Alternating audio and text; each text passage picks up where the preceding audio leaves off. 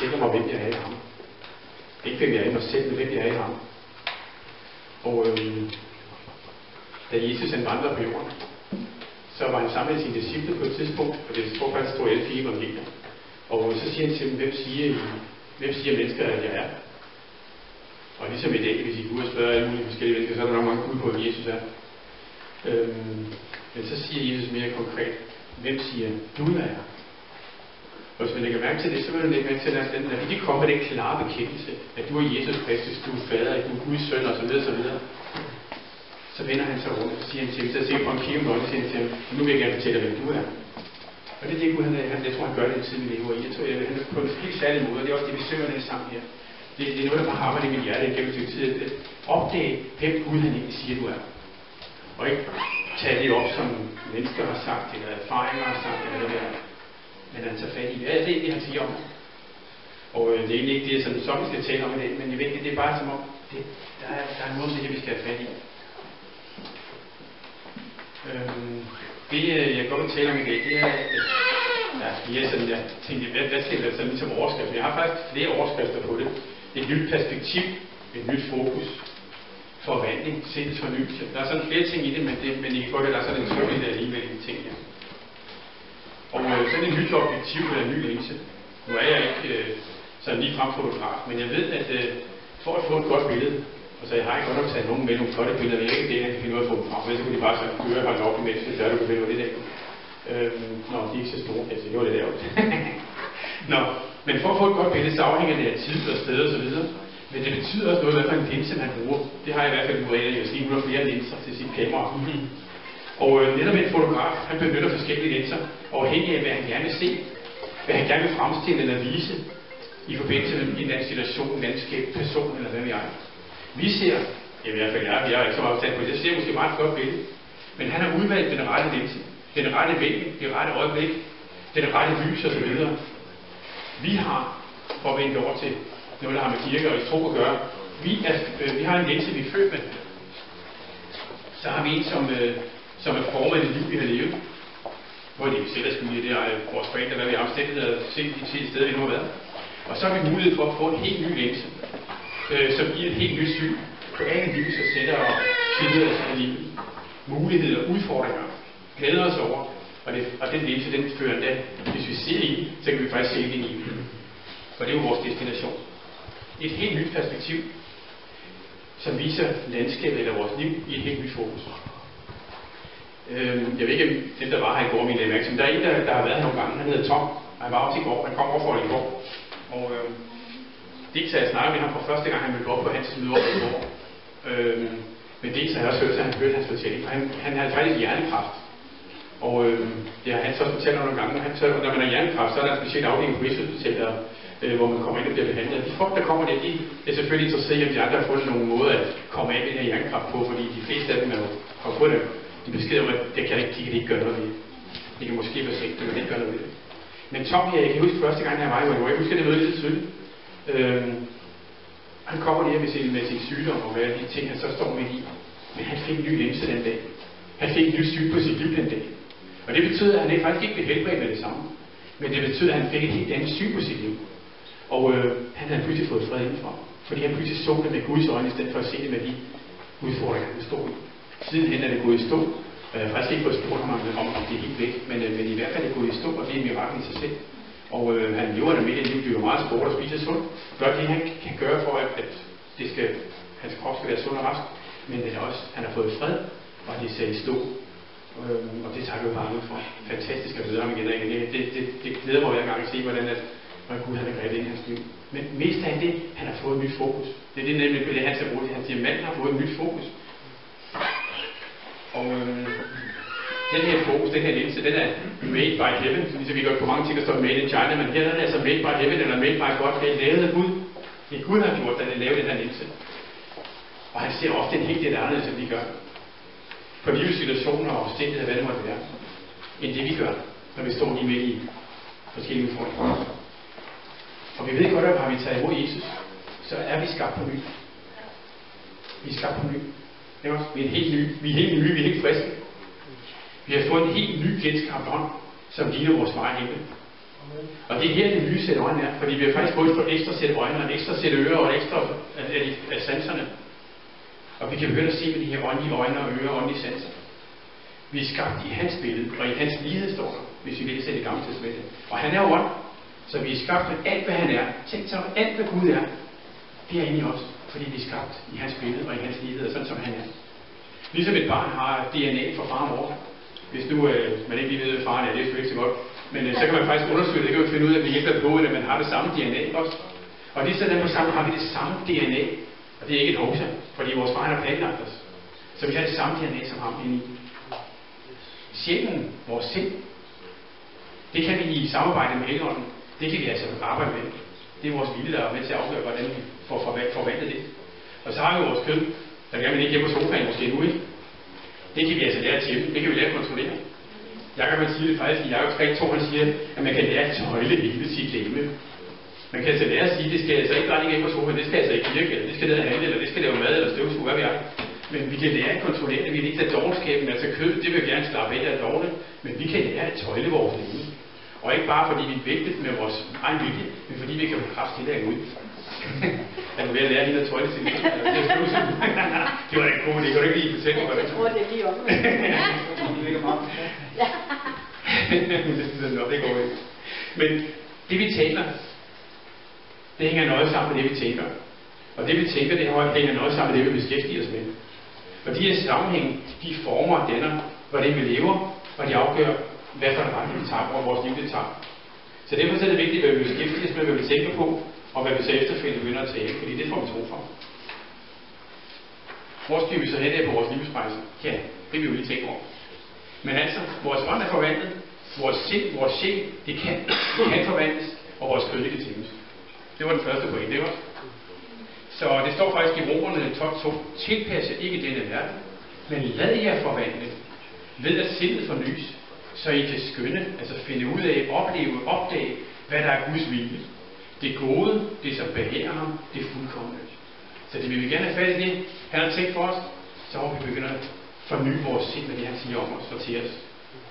Sindets fornyelse. Kan du ikke finde den der larve der også, hvis du kan finde den? Den er også en larve med hår på, faktisk. Jeg tænker, vi skal have nogle billeder på det, ikke? Ikke? Så jeg sad og kiggede på Google, og så billeder, og så butterfly, jeg tænkte, det må simpelthen være. Og så bagefter sådan en, så vidste ikke, hvad en ord hed, eller en larve, så må det skrive det på dansk. For det lykkedes alligevel en eller anden form for larve, ikke også? Det er den forvandling, Gud han ønsker. Sindssygt, det er den forvandling, Gud han ønsker, vi skal gå igennem. Så vi kan se, som han ser, høre det, han siger. Og vi kan faktisk være medarbejdere på det. Vi kan også noget andet.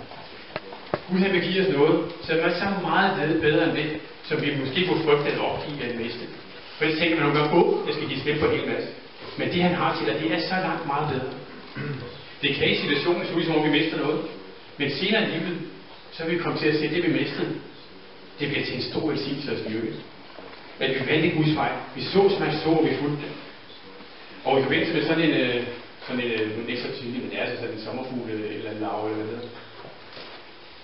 Så handler det om at blive forvandlet, at gennemgå en metamorfose, står der. Og det var altså det der. Det er jo bedst, ikke man det?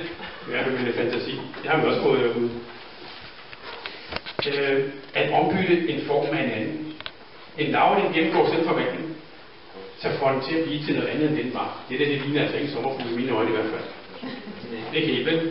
Når den er blevet forvandlet, så kryber den ikke længere på grene og blade. Ligesom det. Men så må du gerne tage det næste. Det er den blå. Jeg vidste ikke den blå. Jeg var det blå. Så vi tage en blå sommerfugl. Der flyver gennem luften. Jeg ville altså gerne have haft et sådan lidt mere levende, men internet er ikke så godt. Så man kunne se, der bedste på, men det er ikke flot sommerfugl. Den flyver gennem luften. Den har ikke den her lange, hårde krop mere. Den er blevet til en vidunderlig og smuk sommerfugl. Og det var bare en, jeg fandt faktisk rigtig mange. Der er faktisk til en mangfoldighed og rigdom af liv og farver, og det er bare ikke utroligt flot, ikke også? Vidunderlig smuk sommerfugl. Man kan godt sige, det gamle før, larven der, den synes jeg er lidt ulækker. Det bliver til sådan en smuk sommerfugl, ikke også? Ja, jeg har lige hørt, at der var ikke på det, der spiser det lige frem, sådan det er så lige tidspunkt. Men det gamle er forbi, og nu er nyt blevet til. Man kan virkelig se en forvandling fra en slags skabning til en anden. Og det er jo det, Gud han taler om her. Det er jo ikke bare for sjov, men det er jo sket med det, ikke også? Men det er jo ikke det, for ligesom at få et andet billede på. Den forvandling, som Gud han allerede har gjort muligt, den gav til jer til Jesus. Fra at du kan gå fra at være sådan en, der kravler på bladergasker i et gren, til at flyve frit. Fordi det er jo velbilledet billede, vi kan tage til os. Den der mægtige frihed til at svæve her gennem luften. Det er den forventning, Gud han ønsker, vi skal have. Han har gjort det indeni, og nu kan vi være medarbejdere på det, at det kommer til udtryk gennem vores sind, og vi kan tage alle vores liv. Og når vi kommer til ham, så er det netop ikke, jeg hører lige der sige, så jeg synes, det er en god måde at sige det på, ikke for at tilslutte sig en religion, eller for at få noget at foretage sig om søndagen, men det er faktisk for at blive en helt ny person, når vi tager imod Jesus. Så er vi mulighed for at blive en helt ny. En ny skabning, som Paulus siger. Det står i 2. Korinther 5:17. Altså, er nogen i Kristus, altså tror på Jesus, så er han en ny skabning. Det gamle er forbi, se noget nyt er blevet til. Det er da fantastisk. Tænk sig en ny start.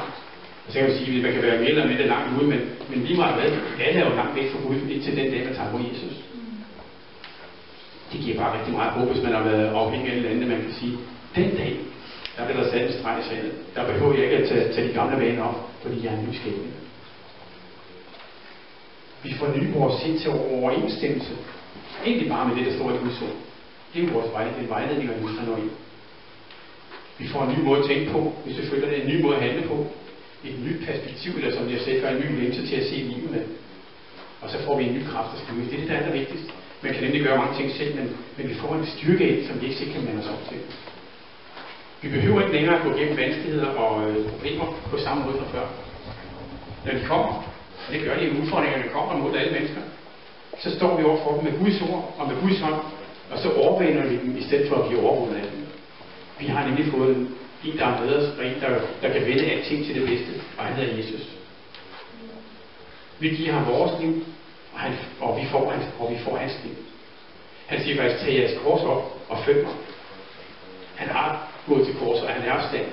Men der er nogle ting, hvor man bare sige, det bestemmer vi lige hen sammen, så kan vi stå op sammen her også. Ikke? Nogle af de ting, vi gerne vil med. Vi giver vores søn, det er det første, for at få at tage imod ham, og vi får hans retfærdighed. Vi giver sygdom, og så får vi retfærdighed, så får vi helbredelse. Vi giver fattigdom, mangel, hvad det måtte være, og vi får hans rigdom. Faktisk så står der, at bringe os selv, det er vores åndelige gudstjeneste. Nogle tænker, at det kan være det ene eller andet store ting. Men faktisk er det bare det, at du gør det, som han kalder dig til, at du bringer dig selv. Det er vores åndelige gudstjeneste. Tænk sig, at når vi vil et lille vaske gulv her, inden vi startede, så er det en åndelig gudstjeneste. Det er altså pludselig åndeligt at vaske gulv, når man gør det for Jesus. Så det er ikke, når man er noget, der er større end andet. Alt, som vi gør for Jesus, det er vores åndelige gudstjeneste. Jesus han sagde også ud den her udbygning, man kan sige, som det er, at vi giver noget, så får vi noget, der er meget bedre. Han sagde i Matthæus 10:39, den, der har mistet sit liv på grund af mig, skal redde det. Og det er det, der er udfordring. Der er mange, der er bange for at give slip på det, der er deres, for at modtage det, Gud han ikke vil give. Og det er jo, fordi man ikke måske ikke har opdaget nu, hvor fantastisk det han har det her. Vi ved, hvad vi har. Og tro, det er jo at træde på vandet. Det er at træde ud derovre, hvor man ikke sådan lige måske ser ud som om først sikkerhedsnet. Men det er der jo faktisk, for vi har fået Guds ord. Men det er jo tro, så det manifesteres først, når vi står fast på det, så vil vi opleve, hvordan det så bærer det. Men det bærer ikke først, og så træder det ud. Vi er nødt til at træde ud, og så bærer det. Så selvom man eksisterer nu, så lader vi gå, fordi Gud han har det meget bedre. Man kan få liv, man kan ikke bare eksistere. Vi skal ikke bare eksistere, vi skal have liv i os. Og det der er fantastisk, det er, at Gud har faktisk designet os til. Han har skabt os til, at vi både har mulighed for forandring og tilpasning. Og ikke bare en gang om året. Der er mange af os, vi tænker, nu er det nytår. Så skal der altså ske noget. Det er også. Så er der en stangekur bare i vinter, eller hvad ved jeg, man skal op med at ryge, eller alle de andre, de er så vældige. Men faktisk så siger Gud, kom ind til mig, og så lad os gøre det dagligt i stedet for. Det er værd at prøve at mande os op til noget, fordi det nu er nytår. Men hver dag, bare lyt til ham, og følg de små ting, så bliver det. Så når man starter i de små, så breder det sig ud til resten af livet. Og hvilen, den finder vi jo netop ved at finde i løfterne og stå fast på dem. Der er det, der kaldes en trosvile. Vi kan hvile i løfterne. Så det er ikke bare sådan en anstrengelse, men faktisk, når vi kommer ind i det, så er der en hvile i det, fordi vi følger bare efter Jesus. Det står sådan, Esajas sagde det sådan her, synes jeg på en eller anden måde, i Esajas 31. De, der håber på Herren, de, der tror på ham, de får nye kræfter. De får vinger som ørne. De løber uden at blive trætte, og de vandrer uden at udvalges. Og det er et skønt løfte. De får vinger. Ørnen, den finder over vinger sig, svæver den rundt der på den her opdrift. Og det er det, vi kan gøre med hele ånden. Ikke fordi vi ikke kan gøre noget selv, det var lige bedst det først for at komme op, men det kan blive svævet i lang tid på den vind, som drikker en sløvel over i. Og når vi finder ind til Gud, så vil vi finde vejen til at få fornyet vores sind og vores perspektiv. Tingene, de ser bare anderledes ud. Det er ikke oplevet også nu, når vi var. Vi vil lede ind i Guds nærvær. Det er vores lovsanger, det er det, de skal. De skal lede os ind på Guds trone, ind i hans nærvær. Og der er bare mange ting, der ser anderledes ud, når vi er der. Det er ligesom, at der er mange ting, som har betydet meget. Pludselig toner det ud. Og så tænker vi mere på ham, end vi tænker på det, som vi står i det. Det kan være, man har ondt i høje albu.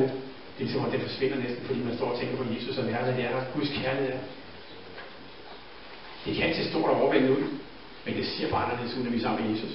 I hans vidunderlige nærvær, og når vi følger efter det, han siger.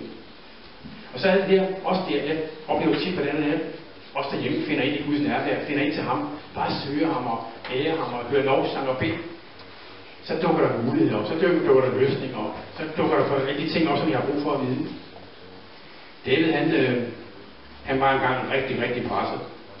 Han var midt i et af sit livs kriser, kom David i det Gamle Testamentet, som han har skrevet en del af salmerne. Der står her i 1. Samuel 30, vers 6. David var nu hårdt trængt.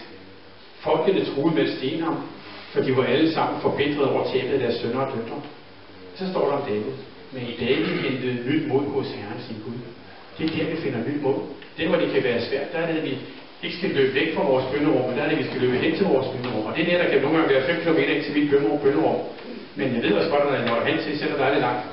Ikke fordi der er længere, der plejer her, men det kan føles langt. Det er næsten, hvor alting kommer i vejen for at komme hen. Men jeg ved bare, når jeg kommer ind og lukker døren, sætter lovsang på og begynder at søge ham, så er det jeg for mit mod. Så er det tingene begynder at se anderledes ud. Han siger det også sådan her i salme 36, David. For hos dig er livets kilde. I dit lys, der ser vi lyset. Og det er nemlig det, når vi begynder at komme ind og se det med Guds øjne, ser med hans linse, så ser tingene bare anderledes ud, end vi ofte vil se dem i vores egen linse. Der begynder vi at se hans perspektiv. Se det opfra måske, i stedet for at se det nedefra. Vi får hans syn på sagen, som vi plejer at sige. Jeg ved ikke, om nogen af os har i hvert fald en alder, så vi godt kan huske, at man havde det nye klæder. Ikke fordi jeg har brugt det så meget, men jeg kan i hvert fald godt huske, at vi havde så en af dem. Og I kan også godt huske, hvis det er så indimellem, så kørte den så bare fast i den samme rille, ikke? Så blev det bare ved at synge det samme lille selv, ikke? Jeg ved, jeg skal en CD kan også gøre det, hvis I det ofte med de andre der. Det bliver bare hængende i samme rille. Og det kan vi også godt komme til. Hvis vi ikke vælger at følge efter Jesus, så kan det så, at vi kan bare opleve, hvordan det er sådan, nærmest som om den samme. Det vil bare blive gjort, ikke? Men vi vil gerne videre, vil vi ikke det? Vi vil gerne videre. Vi er alle sammen længst efter at komme videre. Vi gider ikke være i samme spor, i samme rige. Og når vi taler om fornyelse, så er det ikke fordi, at alting bare i vores liv skal skrottes. Men det er bare fordi, vi kan godt bruge en opgradering. Fordi vi ved, at det er sammen med Jesus, så er der bare opgradering. Altså, vi kan godt lide en gang vi sidste sommer, vi ude at flyve, så bare ud i den blå luft, og det tror jeg, at Jesus gjorde det, der fik vi en opgradering, når vi skulle flyve langt. Det var bare fedt, det var. Der var mere plads, og der var bedre service, og en sød dame, der rundt hele tiden. Det var fedt, at vi opgraderede det også. Men det er også ligesom med vores computer. Hvis den ikke engang imellem bliver opgraderet, så fungerer den bare ikke lige så godt, som hvis den lige får det sidste nye. Og sådan er det også, vi skal bare opgraderes. Ikke fordi det behøver at være dårligt, alt det vi laver, men vi kan blive opgraderet til noget, der er endnu bedre. Vi er i fremgang, vi er i udvikling, vi tror til det bedste, det ligger foran os. Der er muligheder, der er anledninger, og det er ikke det, Gud har talt om. Visioner, dyre drømme, inspiration, motivation. Alt det skal vi finde, når vi kommer ind til ham. I Romerne 8:29, der står der, dem hans forud har kendt, han kender os jo, han er jo fra jorden blev skabt. Der står der hvor vi med i de originale tegninger, det ikke også? Der sad jeg og tænkte på dig også. Og også i din mors liv vævede han der sammen, står der. Så han har forudkendt os. Han har også forudbestemt os til at formes efter sin søns billede. Altså at formes efter, hvordan Jesus han er. Så han er den første fødte blandt mange brødre. Så han var den første. Han var prototypen, så skal sige sådan. Og så elsker Gud, at vi skal følge efter det her. Ikke som robotter, men efterligne ham og være som ham. Og han er fantastisk. Og vi formes jo af Guds ord og Guds ånd. Ikke kun det ene og ikke kun det andet. Men kender vi meget til bare svæver i hele, og den holder ikke. Vi skal have Guds ord stå på, og så åbenbare hænderne for os, og så er det bare herligt i Guds nærvær. Ikke alene ordet, ikke alene ånden, men ånden og ordet sammen. Det er vi nødt til. Ellers så bliver det ikke balance i tingene. Og det formes vi ikke. Det er hans plan. Men vi har stor indflydelse på det. Det må vi sige. Hans plan er, at vi skal tænke som Jesus, have hjertet som Jesus. Så der er noget, der lige skal uploades. Der er noget af det nye program, der skal ind, eller noget mere af hans program, der skal ind også. Vi er kaldet til det lige frem. Og Jesu liv vil være, hvor det er faktisk vores program. Det hedder ikke Windows 10, eller hvad det nu altid er. Det hedder Jesus. Det der er det er, at man skal ikke føle sig fordømt. Det er rigtig, rigtig vigtigt. Der er mange steder, hvor man får det hugget ned i hovedet, stedet for at pegefinger. Det tror jeg ikke på. Jeg tror ikke på, at vi alle sammen er i en proces. Vi er alle sammen på vej til at blive ligesom Jesus og ligne ham. Og man ser det faktisk allerede, at man begynder at ligne Jesus. I det første kristne i Apostlenes Gerninger, der var det i Antioch. Der var der nogle disciple, og det var det de første gang, vi kaldte kristne. De var ikke rundt og råbte, jeg er kristen, og jeg er det ene, og jeg er det andet. Det er der ikke noget galt i, men godt at bekende, man er kristen. Men her var det faktisk ikke engang nødvendigt, fordi mennesker så på, så siger de ligner Jesus, det er små Jesus, og det er kristne, ikke også? Det er skønt, sådan skal det bare være, ikke? At det er sådan, vi lever sådan tæt på Jesus, og gør det, han gør, sådan som de mennesker ser, hold op, der er der en eller anden, hvad er det? Jo, det er ham, det er Jesus. Det ligner Jesus. Det, der er allervigtigst, for at vi ikke tænker, der er jeg jo ikke endnu, det er netop, at vi ikke føler os fordømt. Det eneste, jeg tror Gud, det er faktisk ret meget overbevist om. Han ser på det ikke, hvor vi er henne, men det er, om vi er på vej. Fordi vi er alle sammen forskellige steder. Vi starter med at tro på Jesus, så begynder vi med Bibelen selv over. Vi starter med at få tåle mælk, og efterhånden kan vi tåle mere fast føde. Så vi er alle sammen på vej. Så det handler ikke om, hvor vi er henne. Det handler om, at vi flytter os.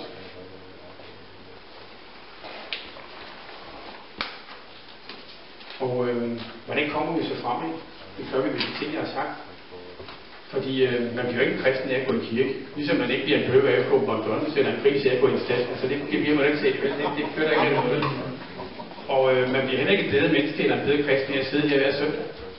Men det sker ved, som jeg også allerede har sagt, at vi både her og derhjemme fornyer vores sind. Og det sker altså det, vi fylder Guds ord ind i kasketten, ikke også? Eller hæft lige ned under kasketten bare. Og så ved at tykke på det. Ikke bare lige 1, 2, 3. Nu har jeg gjort dagens pligt, som sådan en sur pligt. Men læser det. Nogle gange er det måske kun en linje, et vers. Og nogle gange så er det et kapitel eller 2. Og så siger man Jesus, at man så også siger Helligånd. Det vil jeg rigtig gerne have dit syn på. Hjælp mig med at forstå det her. Ikke som jeg bare kan regne den ud, men sådan som du tænker det. Sådan som du har tanker for, at jeg skal have det åbenbart lige nu. Så mediterer det er blevet misbrugt nogle gange, men vi kan godt meditere over Guds ord. Vi kan tænke over Guds ord. Og vi kan bede Helligånd om at hjælpe os med at få indsigt i det. Der er faktisk mange niveauer i Guds ord. Vi har ikke læst den en gang, og så har vi den. Men der er mange niveauer i Guds ord.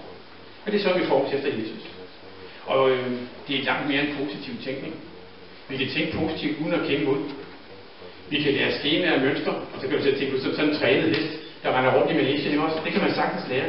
Mennesker kan lære så mange forskellige ting, og så bare gøre det som sådan en, jeg skal være glad i dag. Jeg har set så gange sagt, jeg er glad i dag, jeg er glad i dag. Men det er jo ikke nok, hvis det ikke kommer ind fra. Det er jo ikke kun munden, der skal sige glad, vel? Så det er ikke nok at være en trænet hest. Vi vil ind og have fat i den styrke, som kan gøre, at vi har en glæde, der strømmer ud indenfra. Og det kan vi, fordi at leve som ham, det er at komme ind og leve. Han kalder os faktisk mere end overvinder og mere end venner. Vi er mere end sejre sammen med ham. Der var en, der sagde det sådan her på en sjov måde. Vi kan have et kort over Berlin, og så kan vi køre rundt ind i København. Vi har masser af positive tanker og bekendelser, men vi er fortabte og forvirrede, og vi kan ikke finde målet. Vi må ligesom have et kort, der passer til. Vi må have ham Jesus ind, så det er ham, der er vejen til at finde vej i byen også. At finde vej gennem livet.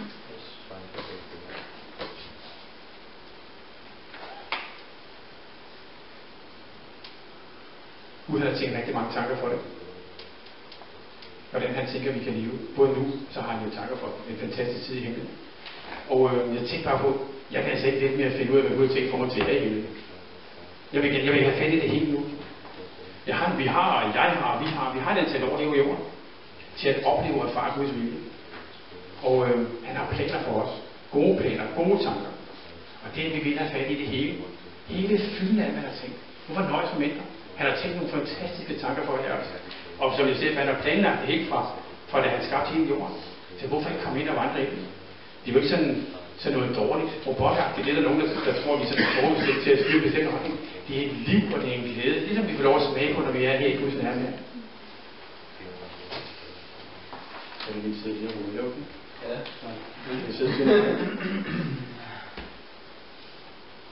En af de ting, der er vigtige, når vi taler om det her netop med fordømmelse. Fordi vi kan sagtens have rundt og fortælle hinanden, hvad vi skal eller hvad vi ikke skal. Men det er en af de ting, som er gået meget klart over for mig, fordi der er mange mennesker, der gerne vil sætte os, at vi skal eller ikke skal. Også i kristne sammenhæng.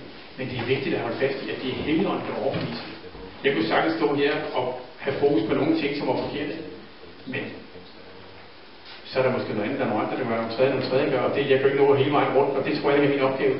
Så jeg tror, det er langt bedre, at vi taler om Guds ord, lidt som nu i dag. Vi taler om hænder, vi taler om, at vi er nødt til at forny vores sind ved Guds ord, hvis vi gerne mener, at vi er Jesus. Og så er det Helligåndens arbejde at arbejde sammen med dig. Jeg ved, og han er ikke sådan, han er ikke hård. Jeg har oplevet den igennem min vandring med Jesus, at der er der ting, han pludselig ting, jeg måske har fundet helt naturligt, og pludselig kommer sådan lige og prikker det, og siger han, Jens, det der, kan du ikke lide, det ligge? Og så kan det da være, at jeg tager det lidt op igen, og så kommer han igen. Jens, det tror jeg, det er altså ikke godt for dig, det der. Og det er sådan, jeg får, fordi jeg elsker Jesus, så er det sådan, jeg holder op med at gøre nogle ting, som måske ikke er sunde for mig. Fordi vi tager også godt tale om synd. Hvad er synd? Jamen, det er jo bare en ting, der holder mig fra Jesus. Vi vil jo ikke gøre det så kompliceret. Alt, der gør, at jeg tager afstand fra ham, men det er jo det, der er synd. Fordi det er jo det, der står i Bibelen, at det er det, der holder os væk fra Gud. Og det er jo det, der er forkert. Yes. Så jeg vil bare sige, de her nye briller, jeg har fortalt dig, hvem du er. Og så begynder jeg at leve efter det. Jeg har fået lov til at hjælpe med at forme dem, så vi ser, hvordan han er. Og når vi ser, hvordan han er, så kan vi begynde at fortælle, hvem du er. Og det er ikke bare, hvad vi skal eller ikke skal. Det handler også om, at være det lys og salt, som Gud har kaldt os til at være, mens vi lever her. Vi klarer over mange ting, Gud har kaldt os til. Ellers så kan vi begynde at læse det måske. Altså, sætte os det. Bed Gud om at fortælle os, hvem er jeg, Jesus. Amen.